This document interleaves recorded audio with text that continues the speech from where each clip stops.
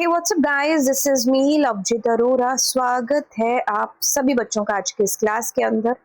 तो चलिए क्लास को बिल्कुल शुरू से शुरू करते हैं और अब हम यहाँ से अपनी जर्नी शुरू कर रहे हैं जिसमें हम लोग डिक्शनरी नहीं, हम लोग लिस्ट के प्रोग्राम्स को बेसिकली करने वाले हैं। ये पूरी सीरीज चल रही है केवीएस एनडीएस के एग्जाम्स के लिए। आपको मैं यहाँ पर कराने वाली हूँ सारे के सारे प्रोग्राम्स जो कि आपकी एनसीईआरटी में गिवन है, चाहे वो क्लास 11th हो, आईपीसीएस या फिर 12th हो। तो चलो चीजों को शुरू करते हैं। अब देखिए, कह रहा है कि आपको एक ऐसा प्रोग्राम बनाना है जिसमें सबसे पहले आपको क्या करना है। बिल्कुल हम लोग यही प्रोग्राम कर रहे हैं जिसको मैंने हाईलाइट कर रखा है। प्रोग्राम कुछ इस तरीके से है कि आपको ये चीज कह रहा है कि आपको आपकी लिस्ट के अंदर एलिमेंट्स को रीड करना है। क्या करना है? आपको एलिमेंट्स को रीड करना है, यानी कि यूजर से पूछना है आपने और फिर यूजर बताएगा आपकी लिस्ट के एलिमेंट्स को। ठीक है जी, ये वो बेसिक चीज है जो हम अपेंड फंक्शन के थ्रू कर चुके होंगे। अब देखते हैं मेन चीज की तरफ। अब मेन चीज यहाँ पर ये आती है कि आपको करा रहा है यहाँ पर कि आपको दो चीजें करनी है। ठीक है, आपको दो चीजें करनी है यहाँ पर। देखो समझो इस चीज को। देखो आपको क्या करना है, आपको यहाँ पर कह रहा है कि आप यहाँ पर क्या करो, डिलीट कर लो।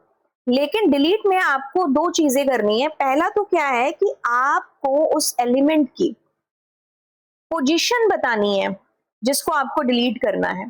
ठीक है, फिर आपको क्या करना है, दूसरा काम जो करना है, the first work is this. दूसरा काम आपके पास में क्या है कि आपको एलिमेंट को बताना है जिसको आपको डिलीट करना है।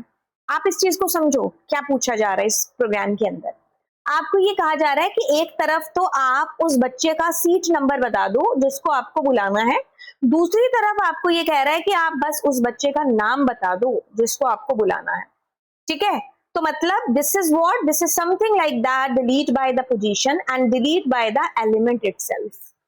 ठीक है, अब आप प्रोग्राम को दोबारा पढ़ो। प्रोग्राम कहता है कि आप यूजर से पहले तो एक पोजीशन पूछ लो जिसको आपको डिलीट करना है।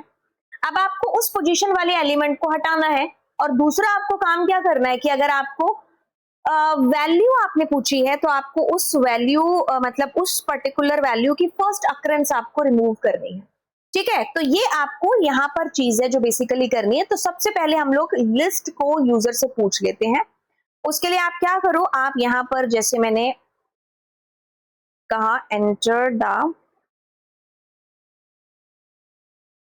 या फिर आप ऐसा कर लो, how many elements you want to enter in the list।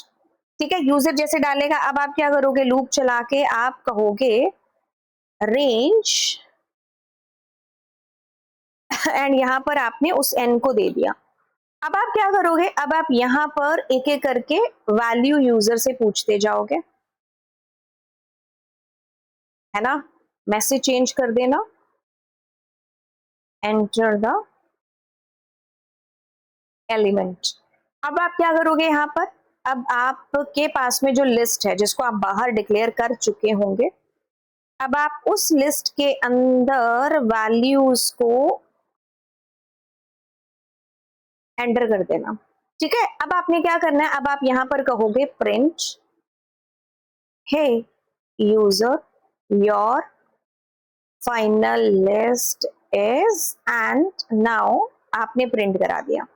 अब आप क्या करोगे, अब आपको पोजीशन पूछनी है ना। तो अब आपने क्या करना है, अब आप यूजर से पोजीशन एंटर कराओगे।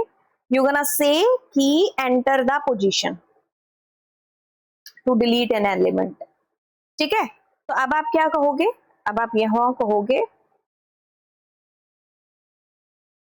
Enter the element. आपने एलिमेंट एंटर करा लिया। अब आपकी लिस्ट है, लिस्ट के अंदर आपको पता है दो फंक्शन है आपके पास में।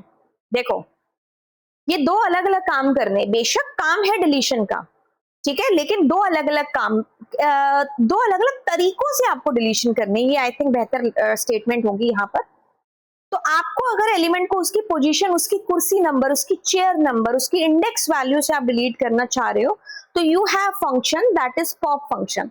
बट अगर आपने उसकी सीट नंबर या उसका इंडेक्स नंबर नहीं दिया है, आपको सिर्फ एलिमेंट के बारे में पता है, and you just want to delete the first occurrence of that element, what you can do here, you can simply क्या यूज कर सकते हो यहाँ पर। चलो एक काम करते हैं, मैं यहाँ पर उस फंक्शन का नाम नहीं लेती हूँ जब तक आप इसको कमेंट सेक्शन में डालो और मैं इसके थ्रू आपको बताती हूँ, ठीक है।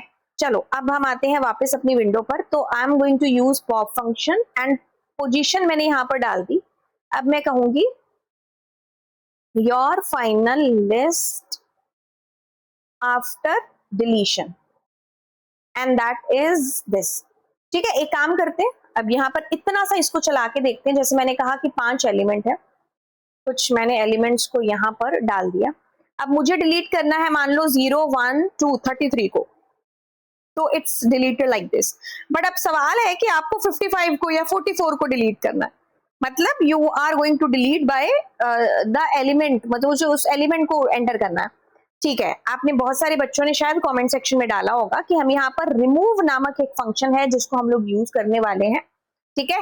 तो कैसे यूज करने वाले हैं हम इसको, we are going to use something like that कि अगर मैं इस सी को ही दोबारा करती हूँ,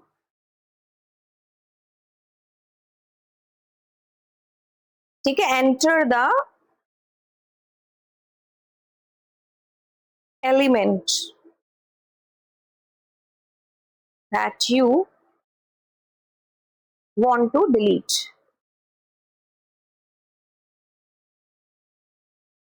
ठीक है। अब मैं क्या करूंगी, अब मैं यहाँ पर करूंगी l डॉट एंड यहाँ पर मैं रिमूव और उसके अंदर उस एलिमेंट को डाल दूंगी और फिर इस सेम लाइन को I am going to print and now it would be something like that,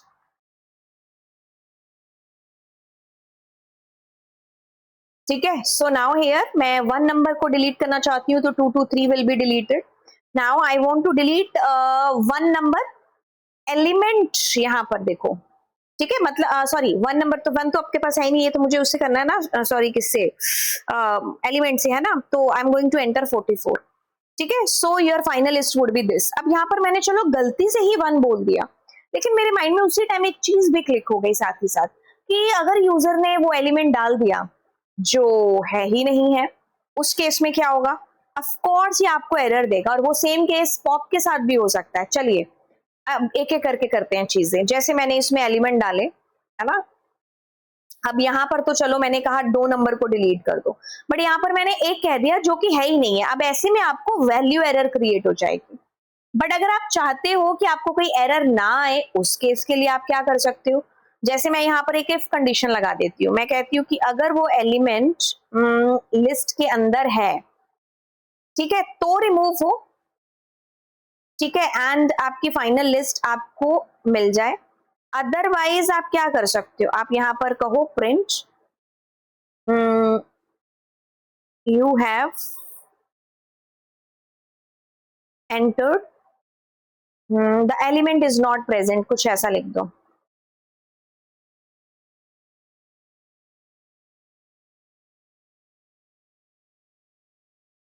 ठीक है। तो अब इसको एक बार हम लोग चला के देखते हैं। मैंने कहा 4 एंड कुछ कुछ डाला। अब मैंने सपोज यहाँ पर तो कर दिया और यहाँ पर मैंने कुछ दे दिया, तो element is not present in the list. But अगर वही केस पॉप के केस में भी होता कि आप अगर आउट ऑफ द रेंज अगर आप कोई इंडेक्स दे देते, उस केस में क्या होता, तो उस केस में आपको एरर आती। तो ऐसे केस को हैंडल करने के लिए हम यहाँ भी इफ लगा सकते हैं। अगर मैं कहूं कि if position is greater than 0 and position is less than क्या length of L, है ना, तो उस केस में आप इसको डिलीट कर दो, है ना। और मैं क्या कहूंगी, else क्या करो, आउट ऑफ रेंज या कुछ ऐसा आप मैसेज कर सकते थे,